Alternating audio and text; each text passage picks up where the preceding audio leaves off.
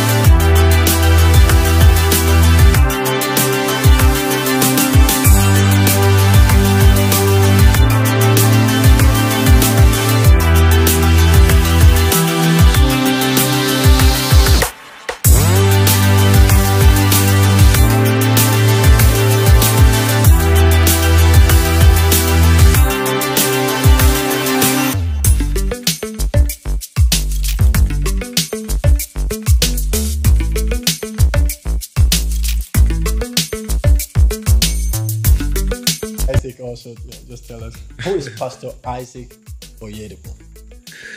Wow. Well, Isaac Oyedepo is the person, not the pastor. Okay. So first of all, I'd want to say I'm a child of God. I think that's where I want to start before being called of God. First, a child of God. Secondly, a youth. I don't see this as a discussion for a generation, but my generation. So I'm a youth in every way, but also one that strongly believes in the assignment that God has given to me, to reclaim a generation and to ensure that this generation ends up seeing the fire of God, revival in our generation. And so I would also say a learner, the one that doesn't learn every day is slowly dying. And so I see myself as a keen observer, one that wants to know why things are done the way they are done and to keep improving that way. I think in a nutshell, that is who you ask me who I am. Well, thank you for that. I know many persons will be desiring to hear us even speak a little bit on how did we find our own purposes and our visions for life. I'd like Pastor Isaac to also share your own experience in how you found this purpose of yours or your vision for life. All right, so mine is a bit of a different experience in many, many ways. I wasn't looking for one when I found one. It was my sophomore year in Oral Roberts University, and that's why I have such a strong tie to that school, that prestigious university. I just finished classes for the day. I think it was an afternoon period where I had some time, and went to the hostel and slept, and I saw what you would consider as a vision. I saw myself back in Nigeria. Now I was in the US. I saw myself back in Nigeria, saw myself, I think, around the Yanopaja area, and saw myself on what we call an Okada, right? The vision opened up, and I saw a very young chap. I wouldn't give the details of that. I've never shared that publicly, as it were. But then that's when I got a clue of what God's plan was for my life. Now, without me having so much detail, surprisingly, I wrote it down, kept it in my wallet. Then came 2006 when I began to cry for God's plan and purpose for my life. And then he said, I've already told you what it is. And so he took me back to what my purpose was already unveiled 4 years prior. Now, it's amazing that sometimes God may have shown you his assignment for your life, and you didn't know that is what it was or is. I had no interpretation for it at the time, but the Lord moved me to write it down. I still had that paper I scribbled this vision on 4 years prior in 2006. So when I was asking him, Lord, I want to know what your plan and purpose is for my life, he said, go back. I've told you before. And I was wondering, you told me when, how? How did it happen? When did it happen? And this is where God's plan and purpose for my life, for my generation, came in, right? I had no idea. Now, I want to also say that you may not understand all the details of the vision initially, but now in the phase that I find myself, I still find myself referring back to the original vision. Surprisingly, when I came back about a year ago, I still have the document I typed out. This is as far back as 2007 in the original form, typed, sealed. I still had a look at it, and I saw God unveiling that. I told you this 2006. It's compared to what I showed you 2003, so 3 years prior, sorry, not 4 years prior. And then now with what I'm telling you today, you still find it hidden in the same document.